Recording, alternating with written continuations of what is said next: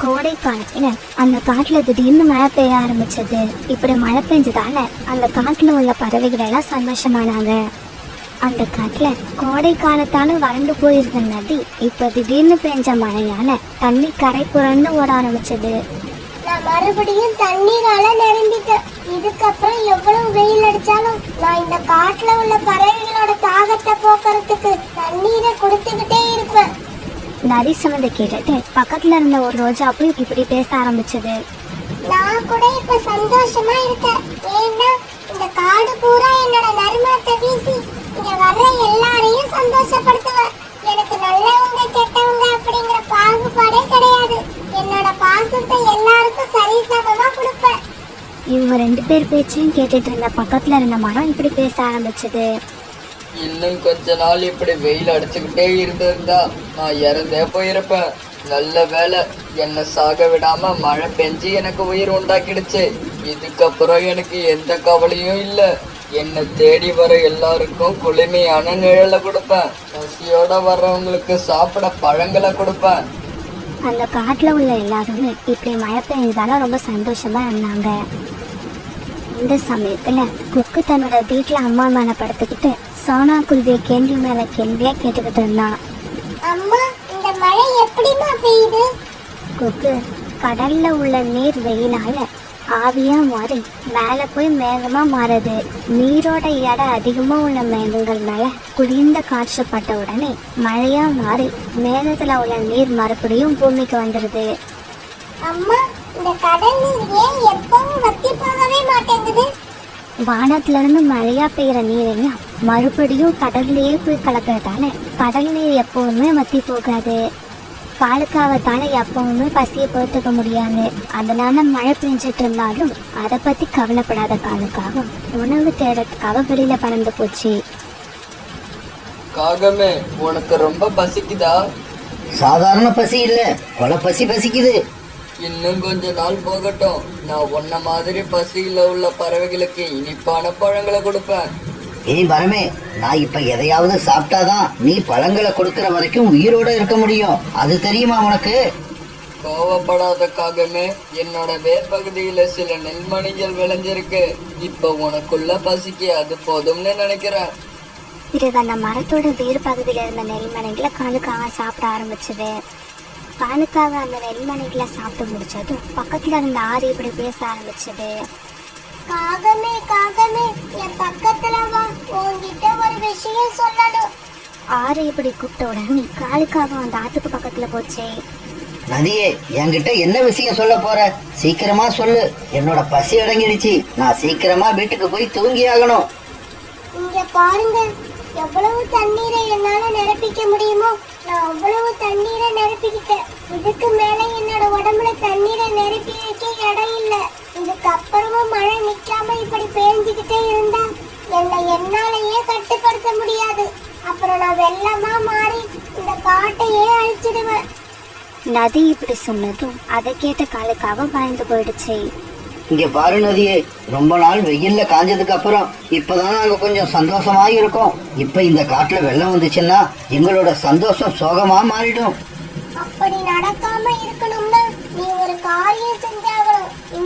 இந்த கடிதத்தை எடுத்துக்கிட்டு போய் மேகத்தோட தலைவன் கிட்ட கொடு.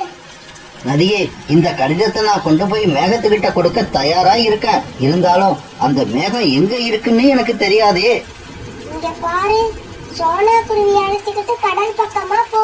அங்கதான் அந்த மேகம் இருக்கும்.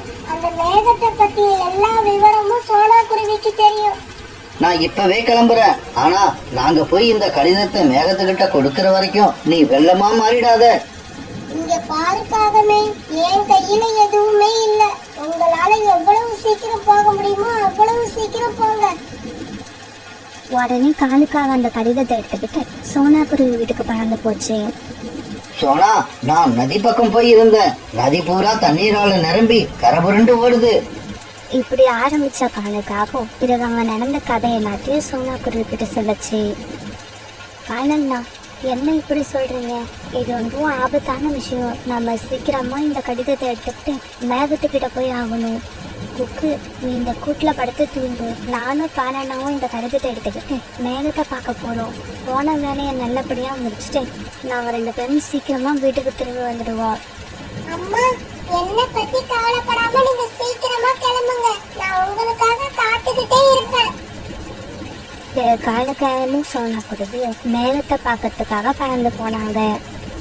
மழை ரொம்ப வேகமா பெய்ஞ்சாங்க. இவங்களுக்கு பறந்து போக கஷ்டமா இருந்தது. இருந்தாலும் மற்ற பறவைகளோட உயிரை காப்பாற்றணுங்கிற எண்ணத்துல இவங்க 2 பேரும் எங்கேயும் நிக்காம மேகத்தை தேடி பறந்து போனாங்க. இப்படி போனவங்க கடற்கரைக்கும் பக்கத்துல இருந்த மேகத்தோட தலைவனை சந்திச்சு நதி கொடுத்து அனுப்பின கடிதத்தை கொடுத்துட்டாங்க. அந்த கடிதத்தை படிச்ச மழை மேகம் பிறகு இப்படி பேச ஆரம்பிச்சது. என்னது, நதி அதுக்குள்ள நீரால நிரம்பிடுச்சா? ஆமா மேகண்ணா, நீங்க இப்படியே மழை பெஞ்சுக்கிட்டு இருந்தீங்கன்னா நதியால தாக்கு பிடிக்க முடியாம வெள்ளமா மாறி காட்டுக்குள்ள வந்துரும். ஆமா, நதியில இதுக்கப்புறம் தண்ணீரை நிரப்பி வைக்கிறதுக்கு கொஞ்சம் கூட இடமே இல்ல. நீங்க சீக்கிரமா மழை பெய்யறத நிறுத்திக்கங்க. மழை பெய்யற மேகங்களுக்கெல்லாம் இதுக்கப்புறம் மழை பெய்ய வேண்டாம்னு செய்தியை சொல்லி அனுப்புங்க. இங்க பாருங்க, நாங்க இந்த இடத்தை விட்டு அடுத்த இடத்துக்கு போகணும்னா எங்களுக்கு காத்தோட உதவி தேவைப்படும்.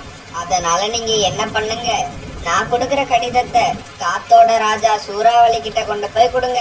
அந்த சூறாவளியால தான் எங்க எல்லாரையும் ஒரு இடத்துல இருந்து இன்னொரு இடத்துக்கு கொண்டு போக முடியும். இப்படி சொன்ன அந்த மேகத்தோட தலைவன் இவங்க கிட்ட ஒரு கடிதத்தை கொடுத்துச்சு. பிறகு இந்த மேகம் கொடுத்த கடிதத்தை எடுத்துக்கிட்டு சோனா குருவியும் காலுக்காகவும் காத்தோட அரசன் சூறாவளியை பார்க்க கிளம்பினாங்க. இப்படி போன இவங்க ஒரு பெரிய மலைப்பகுதியில அந்த சூறாவளியை சந்திச்சாங்க. ராஜா ராஜா, சூறாவளி ராஜா, நாங்க மலைப்பக்கம் உள்ள காட்டுல வாழ்ற பறவைகள். எங்க காட்டுல உள்ள நதி இப்ப பேஞ்சுகிட்டு இருக்க மழையால பூரா நிரம்பிடுச்சு. இதுக்கு மேலையும் மழை பெஞ்சா வெள்ளம் வந்து எங்க காட்டையே அழிச்சிடும். அதை தடுத்து நிறுத்துறதுக்காக மேகத்தோட தலைவனை பார்க்க வந்தோம். இப்படி வந்து எங்க கிட்ட மேகத்தோட தலைவன் ஒரு கடிதத்தை கொடுத்து உங்களை பார்க்க அனுப்பி விட்டாரு. இங்க பாருங்க, நான் இப்ப ரொம்ப பிஸியா இருக்கேன். சீக்கிரமா அந்த லெட்டர்ல என்ன எழுதி இருக்குன்னு நீங்களே படிச்சு சொல்லுங்க. காற்றோட அரசன் சூறாவளிக்கு என்னோட வணக்கம். நீங்க சீக்கிரமா இந்த பறவைகள் கூட போய் அவங்க காட்டுல மழை பெஞ்சுகிட்டு இருக்க மழை மேகங்களை தூக்கிக்கிட்டு போய் மழை பெய்யாம வறண்டு கிடக்கிற இடத்துல விட்டுடுங்க. அப்படியா? உங்க காட்டுல உள்ள நதி இப்ப வெள்ளம் வர்ற நிலைமையில இருக்கா? ஏற்கனவே பெஞ்ச மழையால நதி புறா நிரம்பி வழியுது. இன்னும் கொஞ்ச நேரம் இப்படியே பெஞ்சா கண்டிப்பா எங்க காடை வெள்ளத்தான அழிஞ்சு போயிடும். சரி சரி, நான் சீக்கிரமா உங்க காட்டுக்கு போறேன். நீங்க என் பின்னாலேயே வாங்க. இப்படி சொன்ன சூறாவளி மலைப்பகுதியில் உள்ள காட்டை நோக்கி போக சோனா குருவியும் காலுக்காகவும் அது பின்னாலேயே போனாங்க. இப்படி போன சூறாவளி அங்க மழை பெஞ்சுக்கிட்டு இருந்த மழை மேகங்களை அப்படியே தூக்கிக்கிட்டு வேற இடத்த நோக்கி பறந்து போச்சு. இப்படி தூக்கிட்டு போன மழை மேகங்களை வறண்டு கிடந்த ஒரு நிலத்துல கொண்டு போய் விட்டுடுச்சு. அப்புறம் மலைப்பகுதியில உள்ள காட்டுல பெஞ்சுக்கிட்டு இருந்த மழை சுத்தமா நின்று போயிடுச்சு. நதியக்கா, வெள்ளத்தால அழிஞ்சு போக இருந்தீங்க காட்டை நீங்க காப்பாத்திட்டீங்க. உங்களை மட்டும் இல்ல, என்னையும் தான். இந்த நதியில வெள்ளம் வந்தா அந்த வெள்ளம் என்ன வேரோட அடிச்சுக்கிட்டு போயிடும். என்னால மட்டும் என்ன நல்லாவா இருக்க முடியும்? என்னோட வேர் பகுதியில கொஞ்ச நாள் தண்ணீர் தேங்கி நின்னா நான் சுத்தமா அழுகி போயிடுவேன்.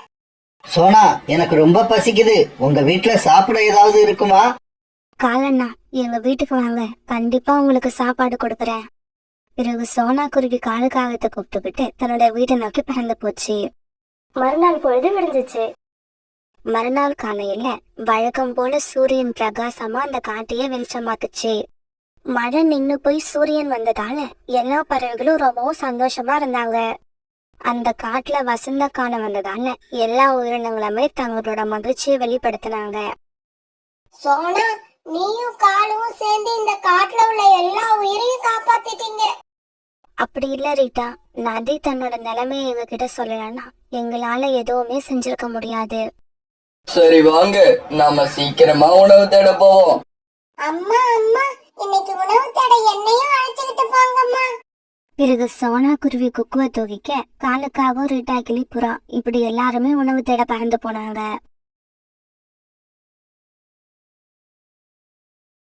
காலுஜி, நான் எங்க அம்மா வீட்டுக்கு போறேன். அப்புறம் அங்க 2-3 நாள் தங்கிட்டு தான் வருவேன். கோரி, நீ ஏன் எப்பவும் டிராவல்லயே இருக்கணும்னு ஆசைப்படுற? முழுசா 2 நாள் கூட வீட்டுல இருக்க மாட்டேங்கிற. உடனே எங்கேயாவது கிளம்பிடுற. ஆமா, போன வாரம் தானே உங்க அம்மா வீட்டுக்கு போயிட்டு வந்த. இப்ப மறுபடியும் அங்க என்ன வேலை? என்ன காலேஜி, என்னை எப்ப குறை சொல்லி பேசலாம்னு காத்துக்கிட்டே இருப்பீங்களா? உங்களுக்கு ஏன் நான் செய்யறது எல்லாமே தப்பாவே படுது? ஒரு பொண்ணு தான் அம்மா வீட்டுக்கு போகணும்னு நினைக்கிறது கூட தப்பா? அம்மா வீட்டுக்கு போறது தப்பு இல்ல கோரி. இப்படி டவுன் பஸ் மாதிரி போயிட்டு போயிட்டு வர பாரு, அதுதான் தப்பு. காலேஜி ப்ளீஸ், இதுக்கு மேல எதுவும் பேசாதீங்க. நான் முடிவு பண்ணனதுதான். ஜக்கு, கிளம்பு சீக்கிரம். இப்பவே கிளம்புனாதான் இருட்டுறதுக்கு முன்னாடி நாம அங்க போய் சேரலாம். இப்படி சொன்ன கோரி காலுவோட பதில எதிர்பார்க்காம பக்கத்து காட்டுல இருக்கிற தன்னோட அம்மா வீட்டுக்கு பறந்து போயிடுச்சு. கோரி, என்ன நீ மறுபடியும் வந்துட்டியா? ஆமா, இங்க இருந்து கிளம்பி போன நீ வீட்டுக்கு போனியா இல்ல போற வழியிலேயே திரும்பி வந்துட்டியா? அம்மா, என்னம்மா இப்படி கேக்குறீங்க? நான் போன வாரம் வந்துட்டு போனவ, மறுபடியும் இப்பதான் வாரேன். கோரி, நீ என்ன குடும்பம் நடத்துறனே எனக்கு புரியல. இப்படி 2 நாளைக்கு ஒரு தடவை நீ இங்க வந்துட்டு இருந்தா உன் குடும்பத்தை யாரு பாப்பா? அம்மா, வர வர நீயும் காலேஜ் மாதிரியே பேச ஆரம்பிச்சிட்ட. ரொம்ப தூரம் பறந்து வந்தது எனக்கு பசிக்குது. சீக்கிரம் சாப்பிட ஏதாவது கொடுங்க. கோரி, எனக்கு வர வருமானத்துல நான் வேலைக்கு சாப்பிடறதே கஷ்டமா இருக்கு. இருந்தாலும் என்ன பண்றது, நீயும் வந்துட்ட, பசிக்குதுன்னு வேற சொல்லிட்ட. இரு, உனக்கும் ஜக்குவுக்கும் சாப்பிட ஏதாவது கொண்டு வரேன். கோரிக்காவை இப்படி அடிக்கடி அம்மா வீட்டுக்கு வர்றதுக்கு காரணம் என்ன தெரியுமா? சின்ன வயசுல இருந்து கோரி யாருக்கும் அடங்காமலேயே வளர்ந்துடுச்சு. இந்த காட்டுல கோரிய பார்த்தா எல்லாருமே பயப்படுவாங்க. ஆனா கோரி கல்யாணம் பண்ணிக்கிட்டு போன காடு அப்படி இல்ல. அங்க கோரியோட ரவுடித்தனம் எடுபடல. வாழை சுருட்டிக்கிட்டே இருக்க வேண்டி இருந்தது. அதனால கோரி அடிக்கடி தன்னோட அம்மா வீட்டுக்கு வந்து தன்னுடைய இஷ்டத்துக்கு ரவுடித்தனம் பண்ணிக்கிட்டு இருந்தது. அம்மா, எனக்கு போர் அடிக்குது, நான் விளையாட போறேன். ஜக்கு, எங்க போனாலும் யாருக்கும் பயப்படக்கூடாது. இந்த காடு முழுக்க நம்மளோடது. உன்னோட இஷ்டத்துக்கு பூந்து விளையாடு. யாராவது உன்னை திட்டினாங்கன்னு வச்சுக்க, என்கிட்ட வந்து சொல்லு. கோரியோட பையனை திட்டோம்னா உங்க காலம் பூரா வருத்தப்படுற மாதிரி செஞ்சிடுவேன். அம்மா சொன்னது எல்லாத்தையும் கேட்ட ஜக்கு பிறகு விளையாட கிளம்பி போனான். இப்படி வீட்டை விட்டு கிளம்பி போன ஜக்கு எந்த பறவையும் இல்லாத ஒரு கூட்டுல முட்டை இருக்கத பார்த்தான். ஆஹா, கூட்டுல தாய் பறவை இல்ல, முட்டை மட்டும்தான் இருக்கு. யாரும் வர்றதுக்கு முன்னாடி முட்டைய போய் குடிச்சிட வேண்டியதுதான். இப்படி நினைச்ச ஜக்கு உடனே ஜம்ஜம்மோட கூட்டுக்கு பறந்து போச்சு. அங்க போன ஜக்கு முட்டைய சாப்பிட போற சமயத்துல ஜம்ஜம் பறவை வந்துருச்சு. ஏய் குட்டி சாத்தானே, என்னோட கூட்டுல என்ன பண்ணிக்கிட்டு இருக்க? இந்த முட்டையை சாப்பிட தானே முயற்சி பண்ணுன. ஆமா, அதனால என்ன இப்ப? எங்க அம்மா பேரு என்னன்னு தெரியுமா? கோரி. கோரிங்கிறது தான் எங்க அம்மா பேரு. அப்படியா? கோரியோட பையனா நீ? அப்ப நான் உன்னை வெறுங்கையோட அனுப்ப கூடாது. இந்தா, இத வாங்கிக்கிட்டு போ. இப்படி சொன்ன ஜம்ஜம் பறவை ஜக்குவோட முகத்துல 4-5 இடத்துல தன்னோட பெரிய அழகால கொத்தி காய உண்டாக்குச்சு. உடனே வலி தாங்காத ஜக்கு அழுதுகிட்டே தன்னோட அம்மா கிட்ட பறந்து போனோம். இப்படி சொன்ன ஜக்கு நடந்தது எல்லாத்தையும் தன்னோட அம்மா கிட்ட சொல்லி அழுதான். அந்த ஜம்ஜம் பறவைக்கு எவ்வளவு திமிரு இருக்கும்! கோரியோட பையன்னு தெரிஞ்சதுக்கு அப்புறமும் ஜக்குவ கொத்தி காயப்படுத்தி இருக்கு. அதுக்கு அழகு பெருசா இருக்குங்கிற தைரியம் போல இருக்கு. ஜம்ஜம், உன்கிட்ட அழகு பெருசா இருக்கலாம், ஆனா இந்த கோரி கிட்ட புத்தி அதிகமா இருக்கு. உன்னை எப்படி பழி வாங்குறான் பாரு. கோரி இந்த மாதிரி பேசுறத பார்த்த அவங்க அம்மா இப்படி பேச ஆரம்பிச்சாங்க. கோரி, ஜக்கு தான் சின்ன பையன் தெரியாம பேசுறான்னா நீயும் அவன் செஞ்சதெல்லாம் சரிங்கிற மாதிரி பேசிக்கிட்டு இருக்க. அவன் செஞ்சது தப்புன்னா அவனுக்கு நீதான் சொல்லி புரிய வைக்கணும். அவனை இதே மாதிரி நீ வளர்த்தன்னா பின்னாடி நீதான் ரொம்ப கஷ்டப்படுவ. ஆமாமா, நீங்க சொல்றது சரிதான். இனிமே ஜக்கு ஏதாவது தப்பு செஞ்சானா அது தவறுன்னு அவனுக்கு புரிய வைக்கிறேன். அம்மா பேச்ச கேக்குற மாதிரி அவங்க கிட்ட நடிச்ச கோரிக்காகவும் ஜம்ஜம் பறவையை எப்படி பழிவாங்கலான்னு யோசிக்க ஆரம்பிச்சது. ஒரு முட்டைக்காக தானே அந்த ஜம்ஜம் பறவை என்னோட பையனை முகத்துல குத்தி காயப்படுத்திருக்கு. அந்த முட்டையே இல்லாம ஆக்குறேன். இப்படி நினைச்ச கோரிக்காகவும் இந்த மாதிரி பேச ஆரம்பிச்சது. ஜக்கு, வா, அந்த ஜம்ஜம் பறவை கிட்ட போய் மன்னிப்பு கேட்டுட்டு வந்துருவோம். இப்படி சொன்ன கோரிக்காகவும் தன்னோட பையன் ஜக்குவை கூட்டுக்கிட்டு ஜம்ஜம் பறவையோட கூட்டுக்கு பறந்து போச்சு. என்ன கோரி, உன் பையனுக்கு கொடுத்தது பத்தாதா? அதே மாதிரி உனக்கும் தேவைப்படுதா? ஜம்ஜம் அக்கா, நீங்க தப்பா நினைக்காதீங்க. நான் உங்ககிட்ட சண்டை போட வரல. என் பையன் செஞ்ச தப்புக்காக உங்ககிட்ட மன்னிப்பு கேட்க வந்தேன். இந்த முறை தயவு செய்து என் பையனை மன்னிச்சிடுங்க. இதுக்கப்புறம் இந்த மாதிரி நடக்காம நான் பாத்துக்கிறேன். இப்படி சொன்ன கோரிக்காகும் பிறகு தன்னோட பையன் ஜக்குவை அழைச்சிட்டு அங்கிருந்து பறந்து போய் ஒரு மரத்துக்கு பின்னால ஒளிஞ்சிருந்து ஜம்ஜம் பறவை என்ன செய்யுதுன்னு பார்க்க ஆரம்பிச்சது. என்ன இது, இந்த கோரி உண்மையிலேயே தெரிஞ்சிடுச்சா? மன்னிப்பெல்லாம் கேட்டுட்டு போகுது. ரொம்ப ஆச்சரியமா இருக்கு. எப்படியோ மனசு திருந்தி ஒழுங்கா வாழ்ந்தா சரிதான். இப்படி சொன்ன ஜம்ஜம் பறவை பிறகு தண்ணி குடிக்கிறதுக்காக அங்கிருந்து பறந்து போச்சு. இந்த சமயத்தை எதிர்பார்த்து காத்திருந்த கோரிக்காகும் உடனே வேகமா பறந்து போய் ஜம்ஜமோட முட்டையை எடுத்துக்கிட்டு பறக்க ஆரம்பிச்சது. இப்படி பறந்து வந்த இவங்க அந்த காட்டோட கடைசி பகுதிக்கு வந்ததுக்கு அப்புறம் தன்னோட வாயில அந்த முட்டையை கீழே போட்டது. இப்படி முட்டையை கீழே போட்ட கோரிக்காகும் ஜக்குவோட மறுபடியும் பறந்து ஜம்ஜம் பறவையோட கூட்டு பக்கம் போச்சு. ஐயோ, நான் என்ன செய்வேன்? என்னோட முட்டைய காணோம். யார் எடுத்துட்டு போனாங்கன்னு தெரியலையே. ஜம்ஜம் பறவை இப்படி அழுத உடனே நிறைய பறவைகள் அதுக்கு ஆறுதல் சொல்ல அங்க வந்தாங்க. ஜம்ஜம் அக்கா, என்னாச்சு? எதுக்காக அழறீங்க? பிறகு ஜம்ஜம் தன்னோட முட்டை காணாம போன விஷயத்த அவங்க கிட்ட சொல்லுச்சு. நம்ம காட்டுல இதுக்கு முன்னாடி இந்த மாதிரி நடந்ததே இல்ல. இது ரொம்பவும் புதுசா இருக்கு. ஆமா ஆமா, இனிமே நாம எல்லாருமே முட்டைய ரொம்ப ஜாக்கிரதையா வச்சுக்கணும். இப்படி தங்களுக்குள்ள பேசிக்கிட்ட எல்லா பறவைகளும் பிறகு அங்கிருந்து பறந்து போனாங்க. ஜம்ஜம் பறவை முட்டை காணாம போனதை நினைச்சு அழுதுகிட்டு இருக்கதை பார்த்த கோரிக்காகத்துக்கு ரொம்பவும் சந்தோஷமா இருந்தது. என்ன ஜம்ஜம், காணா போன முட்டைய நினைச்சு அழுவுறியா? நல்ல அழுவு. ஏன்னா உன்னோட முட்டைய நான் எடுத்துக்கிட்டு போய் கீழே போட்டு சுக்கு நூறா உடைச்சிட்டேன். கோரி இப்படி முட்டை உடஞ்சதா நினைச்சுக்கிட்டு இருந்தாலும் அந்த முட்டை உண்மையிலேயே உடையவே இல்லை. மேல இருந்து கீழே விழுந்த முட்டை தரையில விழாம ஒரு புதர்ல விழுந்ததால இன்னும் அது முழுசாவே இருந்தது. அம்மா, நான் வீட்டுக்கு கிளம்புறேம்மா. கோரிக்காவும் இவ்வளவு சீக்கிரமா வீட்டுக்கு போறேன்னு சொன்ன உடனே கோரியோட அம்மாவுக்கு ரொம்ப ஆச்சரியமா இருந்தது. ஆனா அதையெல்லாம் கண்டுக்காத கோரிக்காகவும் ஜக்குவை அழைச்சுக்கிட்டு தன்னோட வீட்டுக்கு பறந்தது. புறண்ணா, என்னோட கூடு கொஞ்சம் மோசமான நிலைமையில இருக்கு. அதை சரி பண்ண காஞ்ச பொருட்கள் கொஞ்சம் வேணும். நம்ம காட்டுல தேடி பார்த்துட்டேன், எங்கேயுமே இல்ல. வேற எங்க கிடைக்கும்? சோனா, நம்ம காடு முடிஞ்சு பக்கத்து காடு ஆரம்பிக்குது இல்ல, அந்த இடத்துக்கிட்ட காஞ்ச பொருட்கள் இருக்கு. போன வாரம் கூட நானும் அங்க இருந்து தான் எடுத்துக்கிட்டு வந்தேன். இதை கேட்ட சோனா குருவி பிறகு பக்கத்து காடை நோக்கி பறந்து போச்சு. இப்படி போன சோனா குருவி காஞ்ச பொருட்களை எடுத்துக்கிட்டு திரும்பி வரப்ப புதர்ல ஒரு முட்டை இருக்கத பார்த்துட்டு அங்க போச்சு. ஐயோ பாவம், யாரோட முட்டைன்னு தெரியல. இதை எங்கேயே விட்டுட்டு போனா ஏதாவது மிருகங்கள் வந்து இதை சாப்பிட்டாலும் சாப்பிட்டுடும். இப்படி நினைச்ச சோனா குருவி பிறகு அந்த முட்டையை எடுத்துட்டு தன்னோட கூட்டுக்கு பறந்து போச்சு. இந்த முட்டை நம்மளோட காடும் பக்கத்து காடும் சேர்ற இடத்துல இருந்ததால இது எந்த காட்டுல உள்ள பறவையோட முட்டைன்னு உறுதியா சொல்ல முடியல. அதனால இதுல இருந்து குழந்தை வெளியில வர வரைக்கும் வெயிட் பண்ணுவோம். அதுக்கப்புறம் அந்த பறவைய தேடி கண்டுபிடிச்சு குழந்தைய கொண்டு போய் கொடுத்துடலாம். இப்படி நினைச்ச சோனா குருவி பிறகு அந்த முட்டைய தானே கவனமா பாதுகாக்க ஆரம்பிச்சது. இப்படியே சில நாட்கள் நகர்ந்துச்சு. பிறகு ஒரு நாள் சோனா குருவி பாதுகாத்து வச்சிருந்த முட்டையில இருந்து ஜம்ஜம் பறவையோட குழந்தை வெளியே வந்தது. அந்த குழந்தை பிறந்து கொஞ்ச நேரம் கழிச்சு அந்த வழியா பறந்து வந்த கோரிக்காகும் சோனா குருவியோட கூட்டுல ஜம்ஜம் பறவையோட குழந்தை இருக்கிறத பார்த்துட்டு அங்க போச்சு. சோனா, என்ன இது ஆச்சரியமா இருக்கு. உன்னோட கூட்டுல ஜம்ஜம் பறவையோட குழந்தை இருக்கு. அதுதான் கோரியக்கா, எனக்கு புரியல. இந்த முட்டையை யார் தூக்கி எறிஞ்சிருப்பாங்கன்னு தெரியல.